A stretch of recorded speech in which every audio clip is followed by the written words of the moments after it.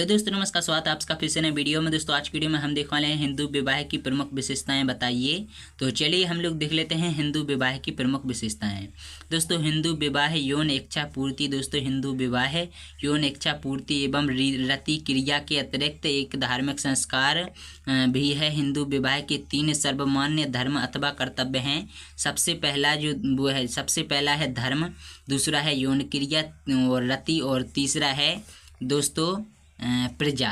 दोस्तों हिंदू विवाह में समाज द्वारा सर्वमान्य कर्तव्य धर्म प्रथम स्थान पर रखा गया है, अर्थात मानव अपने जीवन को धर्म के साथ व्यतीत करके ईश्वर एवं समाज के ऋण को उतारे। हिंदू विवाह का द्वितीय स्थान पर यौन क्रिया के द्वारा संतान उत्पत्ति का कर्तव्य समाज ने रखा है।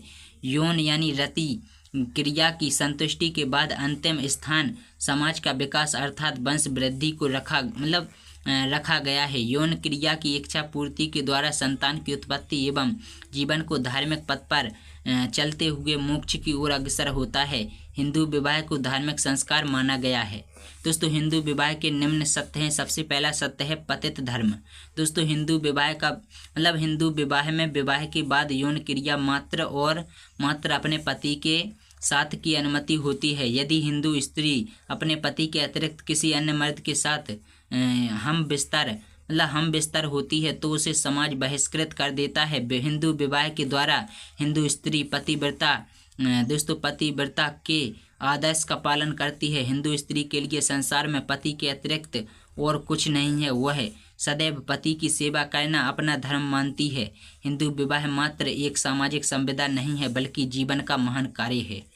दोस्तों दूसरा है आत्मिक एकात्म। दोस्तों हिंदू समाज में पति पत्नी के विवाह के बाद सभी बंधनों से सर्वोपरि है विवाह बंधन हो जाता है। विवाह के बाद सभी धार्मिक क्रियाएं, सभी सामाजिक महोत्सवों में पति पत्नी साथ मिलकर सभी क्रियाएं पूर्ण करते हैं। तीसरा है दोस्तों विवाह अटूट बंधन। दोस्तों हिंदू विवाह का जोड़ा हिंदू विवाह को तोड़ा ना जाने वाला बंधन माना जाता है। हिंदू विवाह में पति पत्नी को जीवन पर्यंत चलने वाला पवित्र बंधन विवाद है, जिससे किसी भी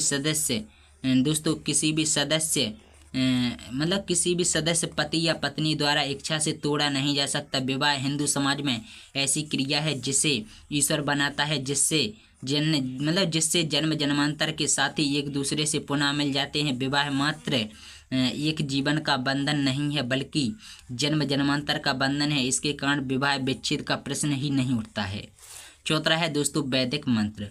दोस्तों हिंदू विवाह में अनेक अवसरों पर अनगिनत धार्मिक क्रियाओं में मंत्र उच्चारण किए जाते हैं। और पांचवा है पति के संबोधन। दोस्तों हिंदू विवाह में विवाह के उपरांत यानी विवाह के बाद स्त्री को अनेक धार्मिक सम्मानजनक संबोधन मिलते हैं। धर्म पत्नी और अर्थात वह पत्नी जो धर्म की पूर्ति करने के लिए हुई, अर्धांगिनी अर्थात शरीर का अंग, और सहधर्मणी अर्थात वह साथी जो धार्मिक कार्यों में साथ निभाए। तो दोस्तों छठवां है धार्मिक क्रिया हिंदू विवाह में आवश्यक। दोस्तों हिंदू समाज में विवाह में हफ्तों चलने वाली धार्मिक क्रिया होती है। हिंदू विवाह में कुछ निश्चित धार्मिक क्रियाओं को संपन्न होना आवश्यक है। जब तक ये धार्मिक क्रियाएं पूर्ण नहीं हो जाती हैं तब तक विवाह पूर्ण नहीं माना जाता। विवाह में धार्मिक क्रियाएं यज्ञ, होम, परिग्रहण, अश्वरोहण, अग्नि फेरे, परिणय और लाजा होम, कन्यादान आदि अनेक क्रियाएं संपन्न होती हैं। दोस्तों सातवां है हिंदू महिला एकमात्र संस्कार विवाह है। दोस्तों हिंदू समाज में प्राचीन काल से अनेक धार्मिक संस्कारों का प्रबंध पुरुषों के लिए किया गया है। हिंदू समाज के पुरुषों के लिए जन्म पूर्व से लेकर मृत्यु तक अनेक संस्कार धार्मिक ग्रंथों में वर्णित है। सामान्यतः हिंदू समाज में 16 संस्कार सर्वमान्य है, लेकिन किसी भी धार्मिक ग्रंथ में कन्या, स्त्री या महिला के लिए विवाह के अतिरिक्त किसी संस्कार का वर्णन नहीं मिलता है, अर्थात हिंदू महिला के लिए एकमात्र संस्कार उसका विवाह है। आठवां है दोस्तों अग्नि साक्षी। दोस्तों हिंदू विवाह अग्नि को साक्षी मानकर किया जाता है। प्रत्येक हिंदू अग्नि को साक्षी मानकर अपनी धार्मिक सहधर्मिणी बनाने के लिए कन्या के साथ 7 फेरे लेता है, और 7 फेरे लेने के बाद कन्या को अपने जीवन में अमिट अर्धांगिनी का स्थान देता है। दोस्तों वात्सायन के कामसूत्र के अनुसार जब आचार्यों का मत है कि अग्नि के सामने 7 फेरे लेने वाला विवाह को तोड़ा नहीं जा सकता है। और दोस्तों 9वां है हिंदू विवाह की धार्मिक प्रवृत्ति।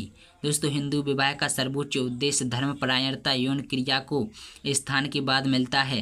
दोस्तों, प्रत्येक हिंदू के ऋणों यानी देव ऋण, पितृ ऋण और गुरु ऋण को विवाह संपन्न करके ही ऋणों से मुक्ति मिलती है। इसलिए ऋण मुक्ति यज्ञों को पुरुष अपनी पत्नी के साथ ही संपन्न करता है और तदुपरांत यानी उसके बाद ऋणों से मुक्ति मिलती है। प्रत्येक गृहस्थी का यह धर्म है कि वह अपनी पत्नी के साथ नित्य 5 महायज्ञों का संपन्न करे और ये 5 महायज्ञ ब्रह्मयज्ञ, पितृयज्ञ, देवयज्ञ, नृयज्ञ और भूत यज्ञ हैं।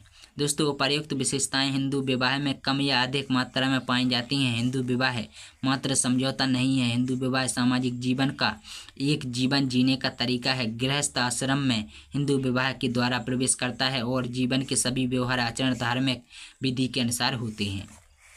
तो दोस्तों, आशा करते हैं कि आप लोगों को वीडियो पसंद आई हो। अगर वीडियो पसंद आई हो तो वीडियो को लाइक और शेयर करना, चैनल को सब्सक्राइब जरूर कर लेना।